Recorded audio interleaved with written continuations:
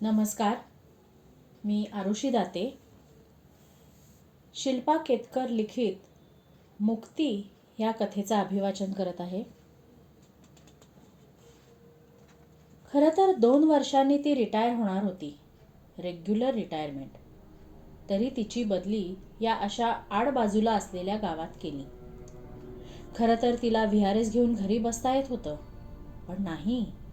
तिला पहिल्यापासूनच चॅलेंजेस स्वीकारायला आवडत असत. प्रामाणिक, मेहनती आणि निष्ठेने काम करणारी अशी तिची ओळख. म्हणूनच की काय या गावात तिची ब्रँच मॅनेजर म्हणून बदली केली होती. ब्रँच तशी गावापासून खूप जवळ पण नाही आणि लांबही नाही. एक पूल ओलांडून जावं लागत असे. चालत गेलं तर फार फार तर 20-25 मिनिटं लागायची. त्यामुळे निदान सकाळ संध्याकाळ चालणं तरी होत असे. नाहीतरी लवकर रूमवर जाऊन करणार काय. गावात तशा 4-5 टमटम होत्या, पण तिलाच ते खेटून वगैरे बसायला अजिबात आवडत नसे. इकडे मुंबईत तिला स्वतःची कार घेऊन जायची सवय. त्यामुळे कडक इस्त्री केलेले ड्रेस, साड्या नेसायची आवड. तसंही तिला टापटीप राहायला खूप आवडायचं, अगदी तिच्या मॅनेजर पोस्टला शोभेल असं. इकडे सुद्धा कार घेऊन येऊ शकली असती, पण तसा इथे कारचा काहीच उपयोग नव्हता ना, कारण रूम ते बँक एवढीच चालवावी लागली असती. मुंबईत कसं फिरणं खूप व्हायचं. सध्या तिचा मुलगा शुभम कार घेऊन जातो. त्याचं पण आता पुढच्या 7-8 महिन्यात लग्न आहे. मुलीचं लग्न होऊन 3 वर्ष झाली. 1 वर्षाची नात आहे. आता मुलाचं लग्न दोन्ही मुलांनी स्वतःच्या पसंतीचा जोडीदार निवडल्याने चहा पोहे कार्यक्रम करायची वेळ काही आली नाही. जावई, होणारी सून दोघेही छान आहे. शुभमचं लग्न झालं की ती समोरच्या फ्लॅटमध्ये शिफ्ट होईल. म्हणजे म्हटलं तर वेगळं, म्हटलं तर एकत्र. तसं आधीपासूनच तिचं आणि अनिलचं ठरलं होतं. अनिल म्हणजे योगिनीचा नवरा. काळाची पावलं बघून आता आपण पण मुलांबरोबर बदलायला हवं. त्यांना पण त्यांची प्रायव्हसी हवीच ना. आणि काही लागलं तर आपण आहोतच की. त्यासाठीच तर त्यांनी फ्लॅट घेतानाच एकाच मजल्यावर 2 असे समोरासमोर फ्लॅट्स घेतले. आता 6 महिने झाले की रजा टाकणार लग्नाकरता. फक्त 2nd किंवा 4th सॅटर्डे घरी जायचं आणि बँक हॉलिडेज असतातच की. त्यामुळे उगीचच सुट्टी घ्यायची नाही असं तिने ठरवून टाकलं होतं. आता तिला इकडे येऊन महिना होऊन गेला होता. हळूहळू रुटीन बसत होतं. बँक कर्मचारी तसे फ्रेंडली होतेच. गावातील लोकांशी ओळखी होत होत्या. जम बसत होता. एकच होतं, 5 वाजता बँक सुटली की लगेच निघायचं. कारण बँक आडबाजूला असल्याने सामसूम लवकर होत असे. बँकवरून जरा पुढे गेलं की जंगल होतं. तिथे बिबट्याचा वावर असतो म्हणे, असं गावातली लोक सांगत असत. नदीवर पाणी भरायला गेलेल्या बायका पोरांवर त्याने झडप घातलीये. त्यामुळे गावकरी तसे घाबरून असत. त्यामुळे मनात असूनही तिला जास्त वेळ बँकेत काम करता यायचं नाही.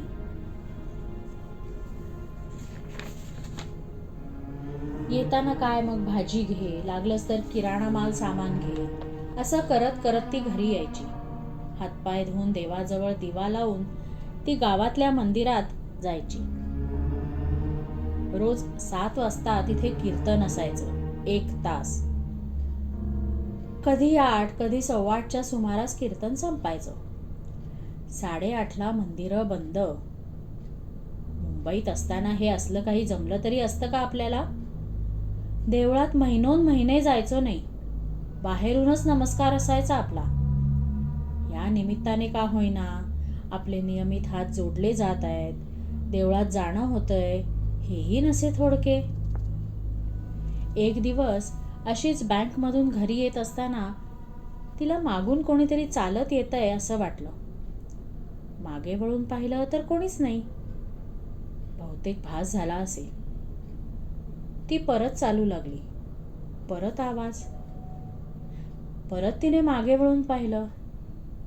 अरेच्चा, आज असं काय होतंय? असा भास का होतोय की आपल्याच मनाचा खेळ आहे, की ही पानांची सळसळ?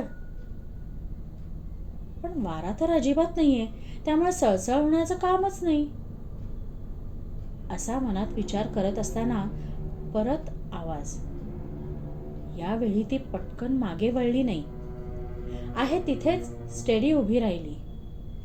थोडा अंदाज घेत सावकाश मागे वळून पाहिलं तर एक जण धापा टाकत तिच्या मागून येत होती. तिच्या चेहऱ्यावर आश्चर्याचे भाव उमटले. अरे, मगाशी वळून पाहिलं असताना कोणीच नव्हतं, आता ही बाई अचानक आली कुठून? इतक्यात ती तिच्या पुढ्यातच येऊन उभी राहिली. प्लीज, तुमच्याकडे पाणी आहे का? थोडं देता का प्लीज? त्या बाईला चांगलाच घाम फुटला होता. हो हो, देते, 1 मिनिट, असं म्हणत तिने पाण्याची बाटली तिच्या पुढे केली. तसं तिने झटक्यात पाणी पिऊन बाटली रिकामी केली. थँक्यू. हा, खूप तहान लागली होती. माझ्याकडचं पण पाणी नेमकं संपलं होतं आणि निघताना बाटली भरायची विसरली. तुम्ही नवीन दिसता, इथल्या गावातल्या वाटत नाही. हो, नवीन म्हणजे होतील आता 2 महिने. इथल्या बँकेत आहे. तुम्ही इथल्याच का? हो, मी इथलीच. इथे एक मैलावर राहते. इथे पुढे तो कारखाना आहे ना, तिथे काम करते. चला, निघू का? रोज ह्याच वेळेला जाता का? हो. का हो? नाही, आज 2 महिने होतील मला, पण आजच दिसताय म्हणून विचारलं. ती फक्त हसली आणि निघाली. अहो, तुमचं नाव तरी सांगा. उद्या याच वेळेला येणार असाल तर थांबू का तुमच्यासाठी म्हणून विचारत होते. तेवढीच सोबत झाली असती. अंधार पण आजकाल लवकर पडायला लागलाय ना. उद्याचा काय भरोसा ताई. चला, निघते, असं म्हणत ती दिसेनाशी झाली. योगिनी पण तिच्या घराच्या वाटेने चालायला लागली. तरी तिच्या डोक्यातून ती जाईना. मगाशी मागे वळून पाहिल्यावर अचानक कशी दिसली? कारण आजूबाजूला पायवाटही कुठे नव्हती. मग कुठून आली ही अचानक धापा टाकत? असा विचार करतच ती घराकडे चालायला लागली. बँकेत मॅनेजर बाई नवीन दिसतायत. कॅश काउंटरवर उभा राहून बाळू विचारत होता. तुला काय करायचंय? नसत्या उचापती. तुझी कॅश भरून झाली ना? चल, निघायचं बघ. ए, असं म्हणत त्याने लगाडे साहेबांचा गळा धरला. अरे सोड सोड, असं म्हणत शिपाई धावला. कसा बसा लगाड्यांनी त्याच्या हातातून आपला गळा सोडवून घेतला. सगळ्या बँकेत एकच गोंधळ उडाला. गोंधळ ऐकून योगिनी केबिनमधून बाहेर आली. काय चाललंय? व्हा बाजूला. बघते तो लगाडे एकदम घाबरले होते. त्यांना ठसका लागला होता. बबन, पटकन पाणी दे आधी त्यांना. मग तिने रागाने बाळूकडे पाहिलं. तुमचं काम झालं असेल तर निघा. ही बँक आहे, गावातला अड्डा नाही. चला, निघा, असं म्हणत जवळजवळ ओरडलीच ती बाळूच्या अंगावर. ओ मॅडम, बाळासाहेब म्हणतात मला. आपली. पुढचं बाळू काही बोलायच्या आतच तिने खुणेनेच त्याला थांबवलं. हे बघा, ते जे काय असेल ना ते बाहेर, इथे नाही. आता निघा. तुमच्यामुळे बाकीची लोक खळंबलीत. राजन शिपाईकडे बघत तिने सांगितलं. राजन, आधी यांना बाहेर काढ. जसा राजन त्याच्याजवळ आला तसं तो राजनकडे पाहून बोलला. अंगाला हात लावायचं काम नाही, जातोय, असं म्हणत तोंडातल्या तोंडात काहीतरी पुटपुटत तो बाहेर पडला. चला, सगळे कामाला लागा बरं. गेला तो. लगाडे, ठीक आहात ना? अजून हवंय का पाणी? घोटभर चहा घ्या बरं, बरं वाटेल जरा. बबन, चहा कर पटकन. जी मॅडम, करतो हां, चहा करतो.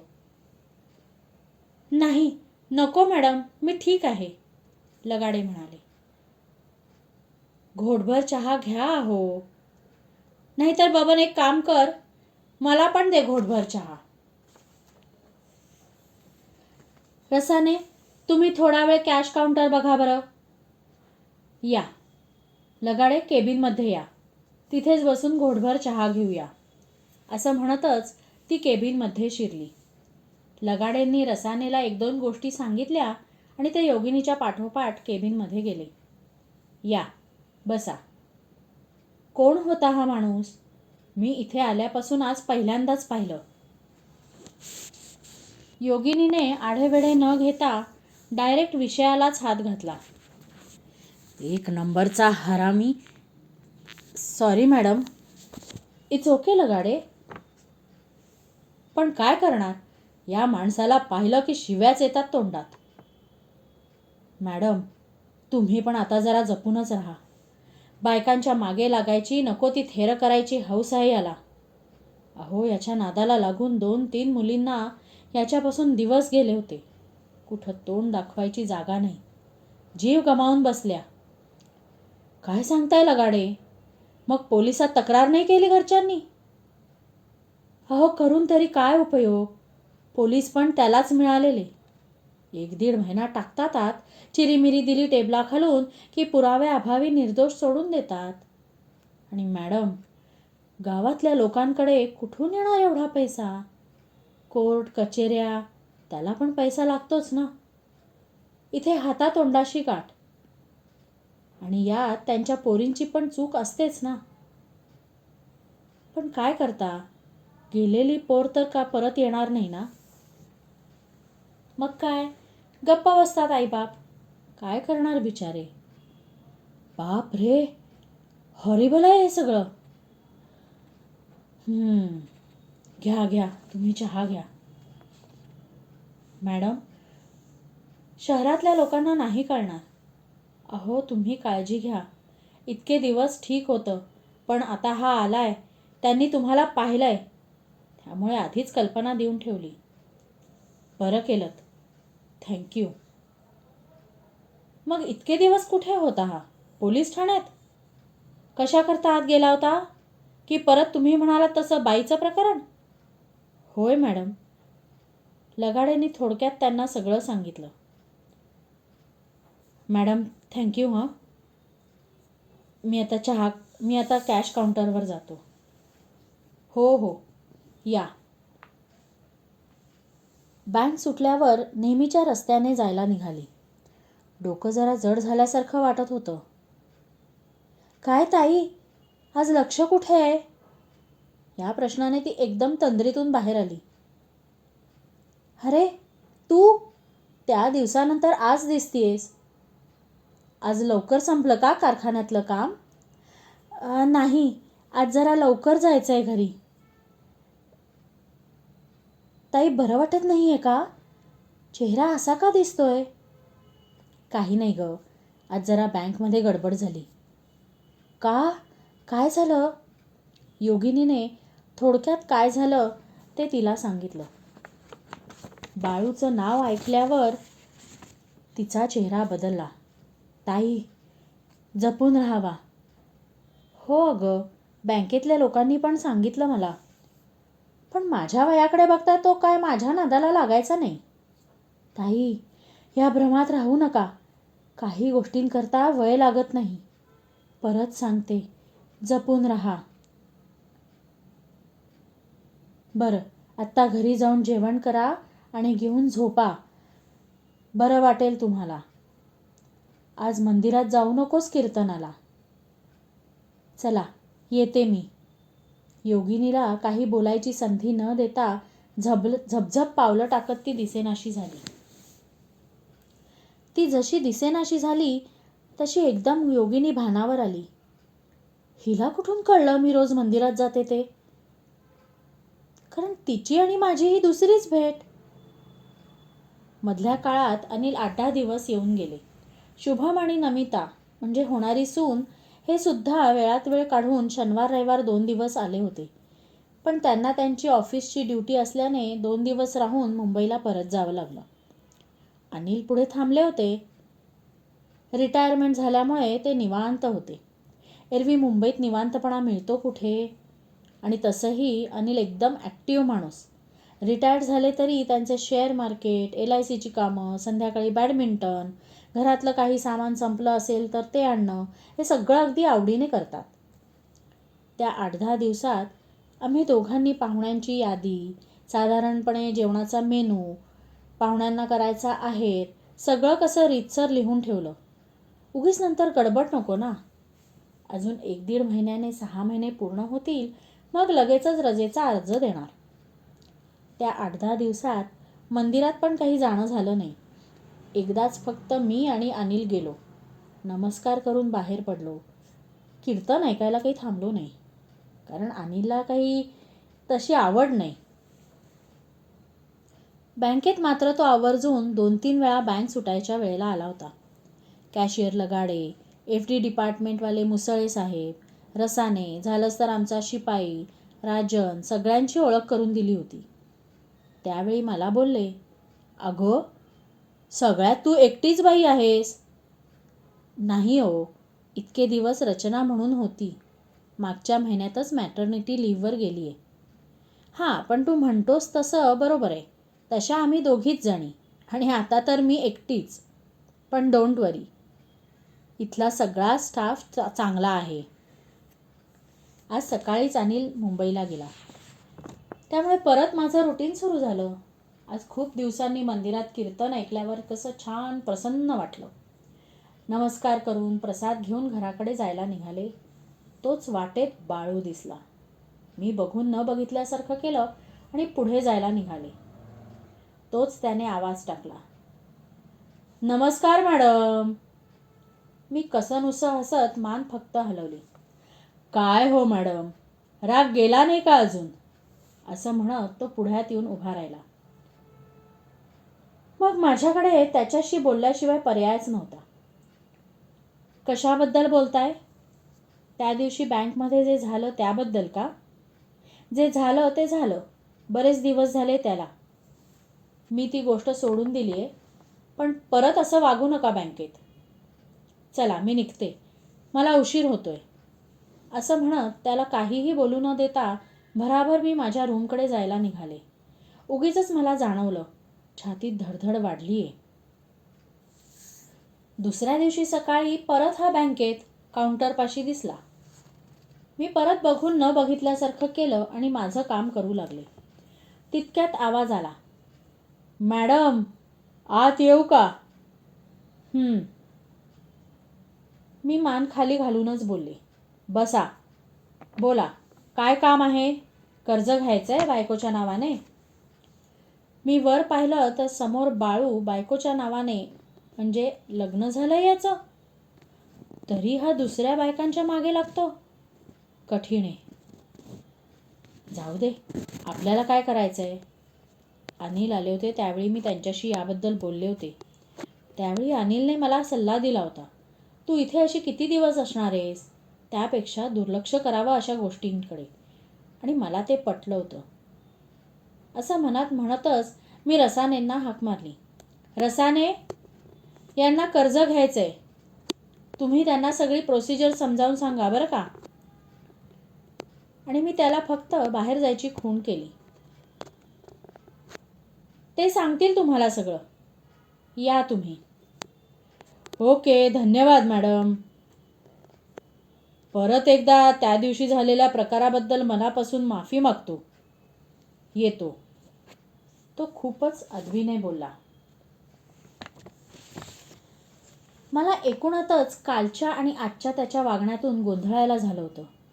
कारण बँकेतली लोक, गावकरी त्याच्याबद्दल जे बोलत होते आणि हा तिसरंच वागत होता.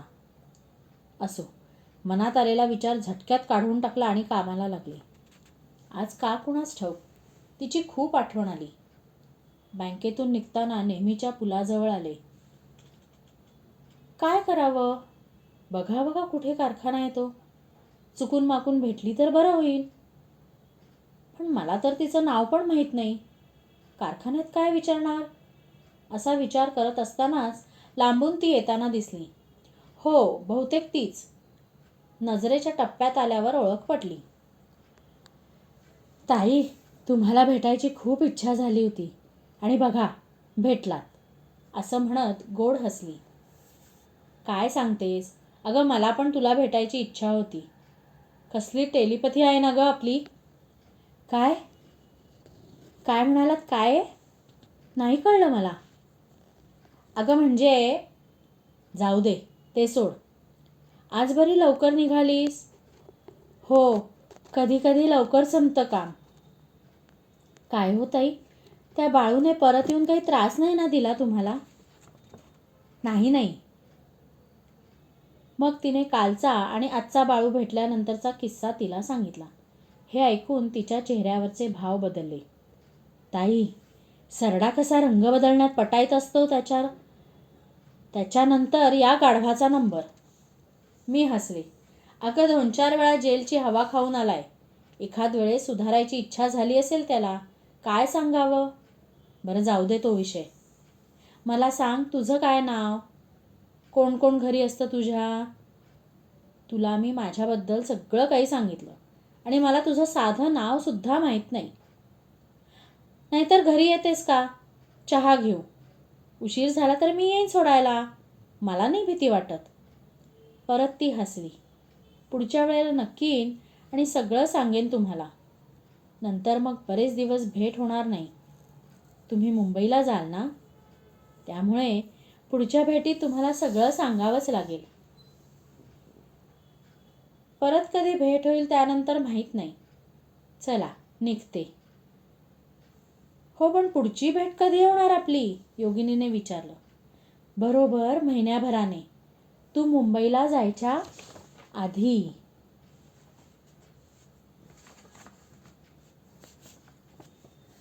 मी काही बोलणार इतक्यात ती झपझप पावलं टाकत दिसेनाशी झाली.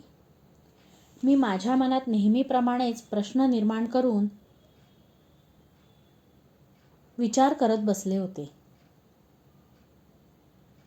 मी रजा घेऊन मुंबईला जाणार आहे हे तिला कसं कळलं?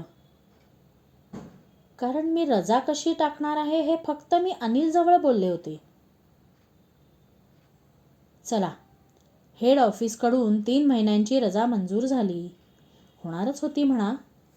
काही महिन्यातच बँक खाती, ठेवीदार, कर्जवसुली सगळं काही तिने छान हँडल केलं होतं. बँकेच्या प्रॉफिटमध्ये वाढ झाली होती. ह्या शनिवारी दुसरा असला तरी यावेळी घरी जाणार नव्हती. पुढच्या आठवड्यात 1 तारखेपासून रजा सुरू होणार होती ना, त्यामुळे या 2 दिवसात पॅकिंग करणं गरजेचं होतं. एकीकडे मस्त गाणी गुणगुणत तिची आवरावर चालू होती आणि एकदम तिला तिची आठवण आली. अरेच्चा, मला जायला आता 8च दिवस राहिलेत. ती मला म्हणाली होती, तू जायच्या आधी तुला नक्की भेटून सगळं सांगेन. म्हणाली खरी, पण भेटणार कधी? गावातील लोकांना, कीर्तनाच्या इथल्या लोकांना तिच्याबद्दल काय विचारणार? नाव, पत्ता काहीच माहिती नाही. योगिनी थोडी अपसेट झाली. असो, भेटेल, अजून आहेत 8-10 दिवस. नाहीतर त्या दिवशीसारखं आपण कारखान्याकडे जाऊन वाटेत भेटेल असं म्हणतच तिने स्वतःची समजूत घातली. तिचं लक्ष एकदम घड्याळात गेलं. अरे, आज आपल्याला त्या टेकडीवर जायचंय ना? परवाच तिला कीर्तनाच्या वेळी कळलं. इथे पुढे काही अंतरावर एक टेकडी आहे आणि त्या टेकडीवर एक छोटं देवीचं मंदिर आहे. खूप छान आहे ते. आजूबाजूचा परिसर फारच सुंदर, हिरवागार आहे. 30-40 मिनिटात आपण टेकडी चढून जातो. चला, लवकर आवरून वरती गेले की अंधार व्हायच्या आत खाली येईन. रोज चालण्याची प्रॅक्टिस असल्याने तसा स्टॅमिना चांगला आहे आपला, असं म्हणत स्वतःशीच हसली. आज मस्त पंजाबी ड्रेस आणि शूज घातले म्हणजे चालायला आणि चढायला कम्फर्टेबल. तिला वाटत होतं कोणी बरोबर असतं तर जरा गप्पा मारत गेलो असतो. असो. दाराला कुलूप लावून ती निघाली. छोट्या पर्समध्ये पाण्याची बाटली, टॉर्च आणि लिमलेटच्या गोळ्या असं सगळं घेतलं. मोबाईल टाकलाय ना हे एकदा चेक केलं. पत्ता विचारत विचारत टेकडीच्या पायथ्यापाशी पोचली. 4-5 पायवाटा तिला टेकडीवर जाताना दिसत होत्या. कुठली पायवाट पकडावी बरं?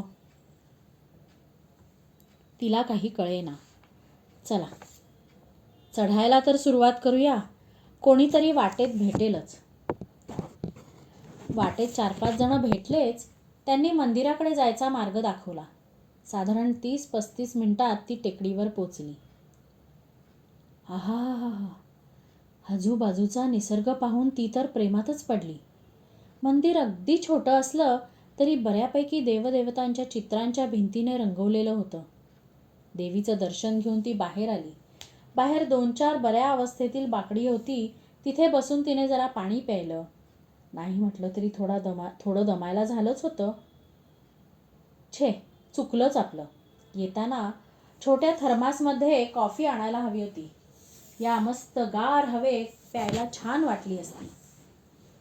एक लिमलेटची गोळी तोंडात टाकली आणि उठली. आजूबाजूचा निसर्ग पाहून, सूर्यास्त पाहून ती उतरायला लागली. उगीच उशीर नको. छान गार वाऱ्याची झुळूक. आकाशात सूर्य मावळतीला. त्यामुळे पसरलेले मनमोहक रंग, पायवाटेवरची रानटी फुलं, मौशार गवत, हवा हवासा वाटणारा गारवा. काय आल्हाददायक वातावरण होतं. जाऊच नाही इथून असंच वाटत होतं. एका खडकावर 10 मिनिटं विसावली. मावळतीच्या सूर्यदेवाला नमस्कार केला. निघणार इतक्यात मागून आवाज आला. ताई, अंधार होत आलाय, निघा.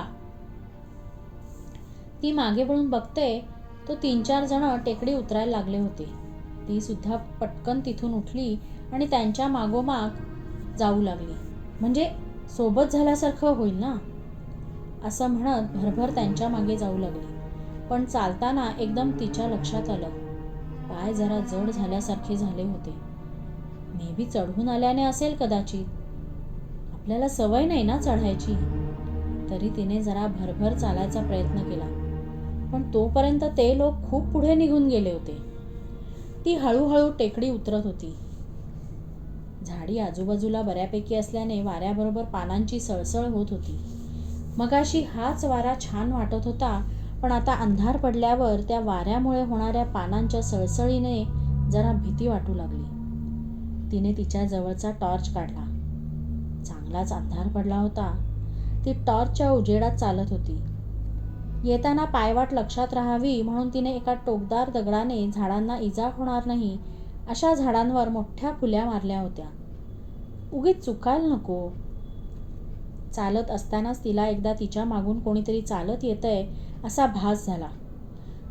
2-3 वेळा तिने टॉर्च मागे मारला पण कोणीच दिसलं नाही. बहुतेक वाळलेल्या पानांवर आपल्याच चालण्याने आवाज होत असावा. परत आता अगदी जवळ आवाज आला. ती झटकन मागे वळली आणि तिने टॉर्च मारला. तोच तिला बाळूचा चेहरा दिसला. एकदम दचकलीच. तू आता इथे कसा काय? तो एकदम अंगारा शहारा यावा असा विचित्र हसला. म्हणजे काय मॅडम?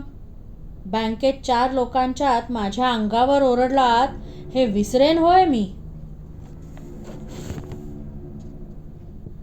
आता मात्र तिला घाम फुटला. तोंडातून आवाज फुटेना. हे बघा.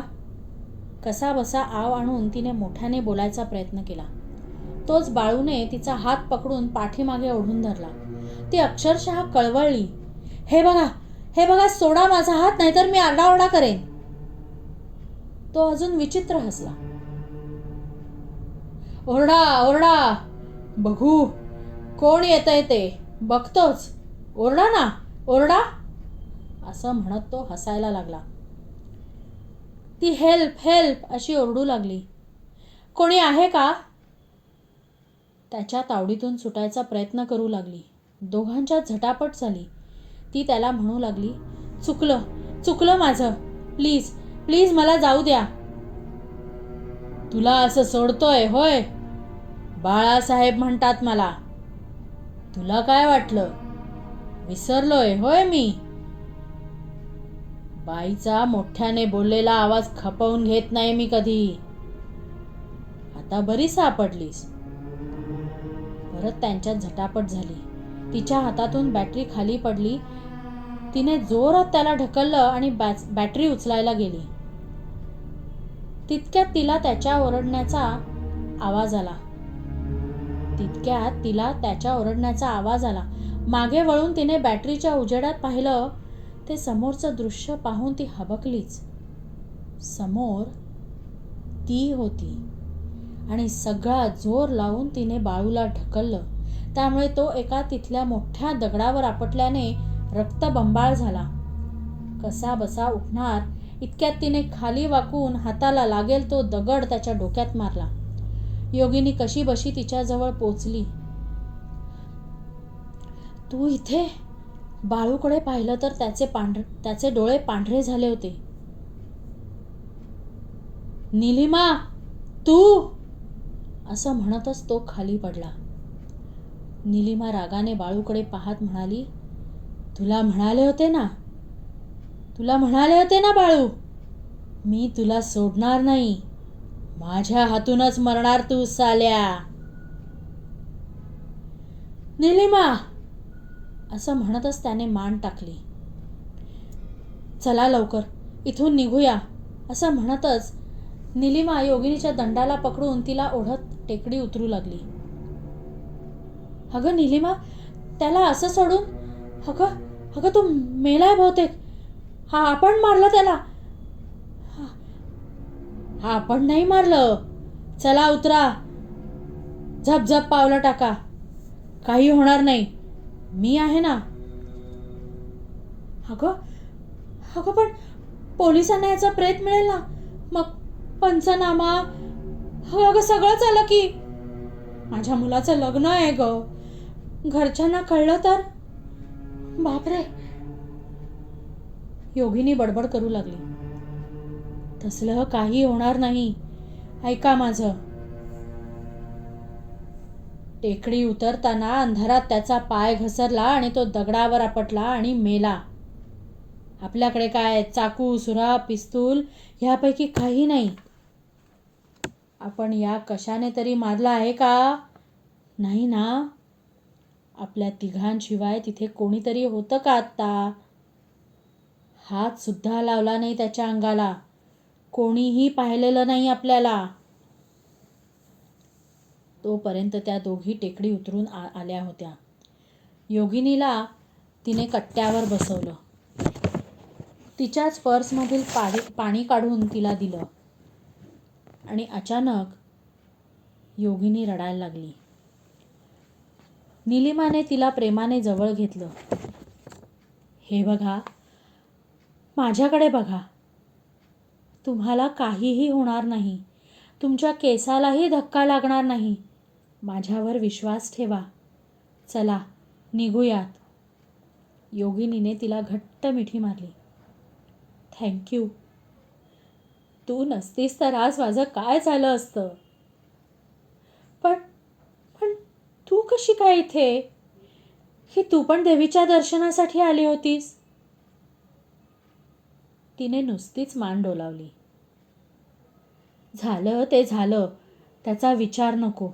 चला, पाण्याने चेहरा धुवा, केस नीट करा, ड्रेस झटका, हातापायाला खरचटलं असेल तर घरी जाऊन डेटॉल लावा. चला लवकर. आणि हो, आज जे काही झालं ते फक्त आणि फक्त तुमच्यात आणि माझ्यात राहील. कोणालाही कळणार नाही, अगदी तुमच्या घरच्यांना सुद्धा. मला वचन द्या. असं म्हणत तिने तिचा हात हातात घेतला. नाही सांगणार ग कोणालाही. वचन देते मी तुला. दोघी निघाल्या. चल, घरी येतेस? आजच सकाळी तुझी आठवण आली होती. तू म्हणाली होतीस ना, बरोबर महिन्याने भेटेन म्हणून. निलिमा हसली. बघा, भेटलो की नाही. आज बरोबर महिन्यापूर्वी आपण भेटलो होतो. आता कधी भेटशील? कारण आता 1 तारखेपासून मी रजेवर जाणार आहे. आणि तसंही तू तुझ्याबद्दल सांगणार होतीस ना? आज कुठे इतक्या दिवसानंतर तुझं नाव कळलंय. चल, चहा करते. माझ्याबद्दल तसं सांगण्यासारखं काही राहिलं नाहीये आता.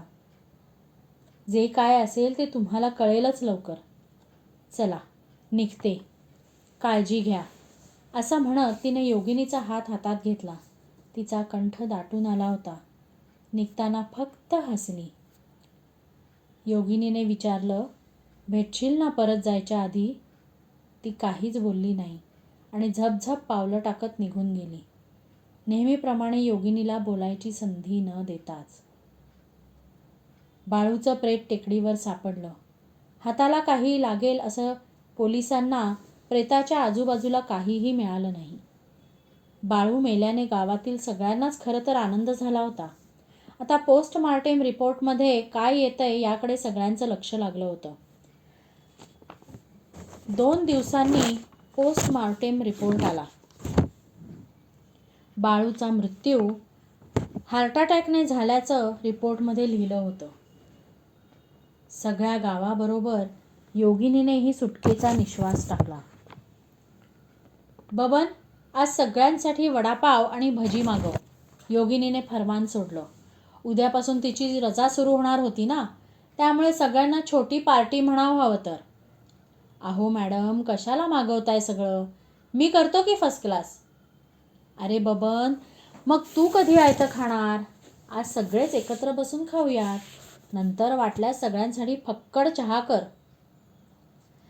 सगळे एकत्र बसून वडापाव आणि भजी खायचा आनंद लुटत होते. मी सगळ्यांना पत्रिका पाठवेनच हां. सगळ्यांनी लग्नाला यायचंय. रविवार आहे. कुठलंही कारण नको. योगिनीने सगळ्यांना आग्रहाने सांगितलं. इतक्यात भजी ज्या पेपरमध्ये बांधून आणली होती तो रिकामा पेपर एकदम उडून खाली पडला. तिने तो उचलला. त्यामध्ये तिने निलिमाचा फोटो पाहिला आणि ती दचकलीच. तिच्या चेहऱ्यावरचे बदललेले भाव पाहून लगाड्यांनी विचारलं, काय हो मॅडम, काय झालं? प्रश्नाने ती भानावर आली आणि पेपरमधला फोटो तिने दाखवला. तसं लगाडे म्हणाले, अहो, त्या दिवशी मी ज्या पोरीबद्दल थोडक्यात सांगितलं ती हीच. बाळू सुटून बाहेर आला ना, तो ह्याच पोरीच्या खुनाचा गुन्हा त्याच्यावर होता. योगिनीच्या डोळ्यात पाणी आलं. तिला तिच्या सगळ्या प्रश्नांची उत्तरं एका झटक्यात मिळाली. बाळूचा चेहरा निलिमाला पाहून पांढरा फटक पडला, की ज्यामुळे त्याला हार्ट अटॅक आला. योगिनीला परत भेटण्यासाठी तिने नकार का दिला? सगळ्याच गोष्टींचा तिला उलगडा झाला आणि तिला तिचे शब्द आठवले. तुम्हाला काही सुद्धा होणार नाही. तुमच्या केसालाही धक्का लागणार नाही. तिने तिचं काम केलं. बाळूला योग्य ठिकाणी पोहोचवून तिला खऱ्या अर्थाने मुक्ती मिळाली होती. तिला मुक्ती मिळवण्यासाठी योगिनी फक्त निमित्त